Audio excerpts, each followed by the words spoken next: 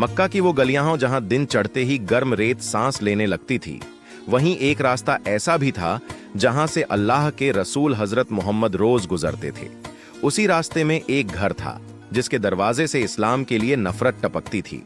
उस घर का रहने वाला व्यक्ति यहूदी था और दिल से इस्लाम का विरोधी। जैसे ही उसे पता चलता कि नबी उधर से गुजरने वाले हैं, वह अपने घर की छत से या दरवाजे के पास से कांटे, गंदगी और कभी-कभी राख फेंक देता। उसका मकसद सिर्फ तकलीफम देना नहीं था, बल्कि यह दिखाना था कि वह नबी को नीचा दिखा सकता है। मगर हर रोज वही मंजर होता। नबी चुपचाप कांटों को हटाते, अपने कपड़ों को झाड़ते और बिना किसी गुस्से के आगे बढ़ जाते। न कोई बद्दुआ, न कोई शिकायत, न कोई बदले का ख्याल। सहाबा यह सब देखते और हैरान रह जाते कि इतनी तकलीफ के बाद भी अल्लाह के रसूल के चेहरे पर शिकन तक नहीं आती। दिन, हफ्ते और महीने बीतते गए। वह व्यक्ति अपनी नफरत में और मजबूत होता गया और नबी अपने सब्र में और ऊंचे। एक सुबह नबी उसी गली से गुजरे, लेकिन आज वहां कुछ अलग था। न कांटे थे, न कूड़ा, न कोई आवाज।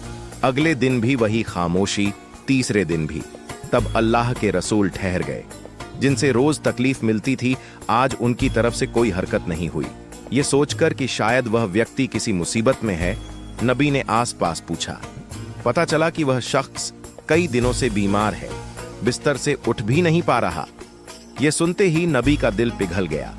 उन्होंने बिना देर किए उसी घर का रुख किया जहां से कभी कांटे बरसते थे। घर के अंदर अंधेरा था। वह व्यक्ति कमजोरी से कराह रहा था। जब उसने देखा कि वही इंसान जिसे वह सबसे ज्यादा नापसंद करता था, आज उसके सिरहाने खड़ा है, तो वह सन्न रह गया। उसके जहन में एक पल के लिए ख्याल आया कि शायद बदला लेने आए हैं, मगर नबी ने न कोई शिकवा किया, न कोई इल्जाम। बस इतना कहा, मैंने सुना तुम बीमार हो, तुम्हारी तबीयत पूछने आया हूं। ये शब्द उस आदमी के दिल पर हथौड़े की तरह लगे।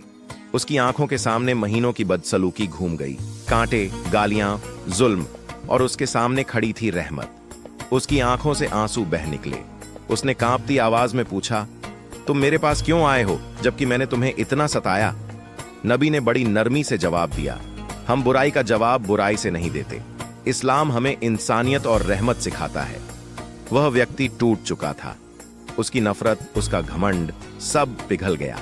उसने कहा, अगर आपका दीन बदला सिखाता होता तो आप आज यहां ना होते।